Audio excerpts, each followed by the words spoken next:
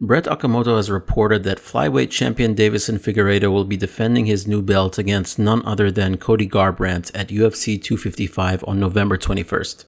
It will be a double flyweight title card, as the women's flyweight champion Valentina Shevchenko will also be defending her belt against someone. A lot of us don't know what to think about this, and I'm going to say right away, it does not matter at all what we may think about the merits of this matchup. Meaning it does not matter that Cody, before his highlight reel knockout of Rafael Assunção, was on a 3-fight losing skid. The fight business is and always has been sports entertainment. Not just sport, but sports entertainment. Whatever flaws the UFC has as a company, they are incredibly smart in understanding this dynamic and knowing how to make fights happen that appeal both to the hardcores and the casuals. Sport in principle is about the best facing the best.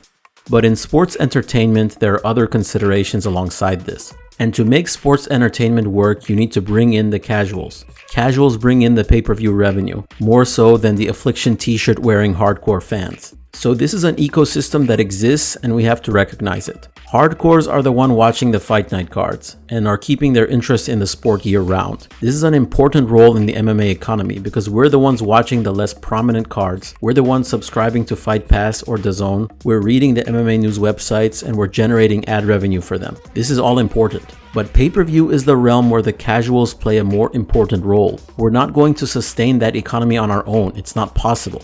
This is something we need to keep in mind anytime a match is made which we find a problem with on the basis of merit. Cody Garbrandt has never fought at 125 pounds. If he had lost his last fight at 135 pounds, many of us would be calling for his retirement. And despite winning that fight, he showed many of the tendencies which got him into that 3-fight losing skid in the first place. But here's the question that matters. Does Figueiredo versus Moreno or Figueiredo versus Askarov sound like something that can be a viable pay-per-view main event or co-main event? We have to be honest, no.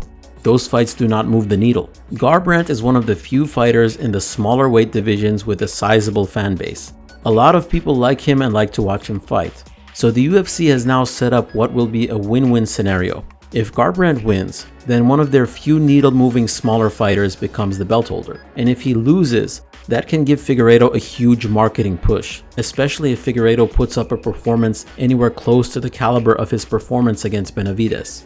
As for how I think the fight will go, I mean, it's not like I know crap, but I'm definitely leaning towards Figueiredo here. He's just far more patient and I'm confident he can catch Garbrandt coming in. These guys are like polar opposites in terms of their approach to striking.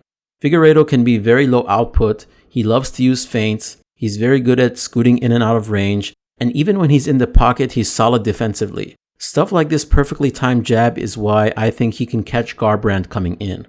As for Garbrandt, well, we all know Garbrandt. He has skill, and he certainly has athleticism and great hand speed, but he doesn't do himself any favors with the way he fights. And if he feels his opponent is hurt, he often ends up spamming punch combinations with no built-in defense. And this is where he gets caught. He was winning against Pedro Munoz, but then he decided to headhunt and got knocked out in the closing seconds of the first round. He didn't have to do that.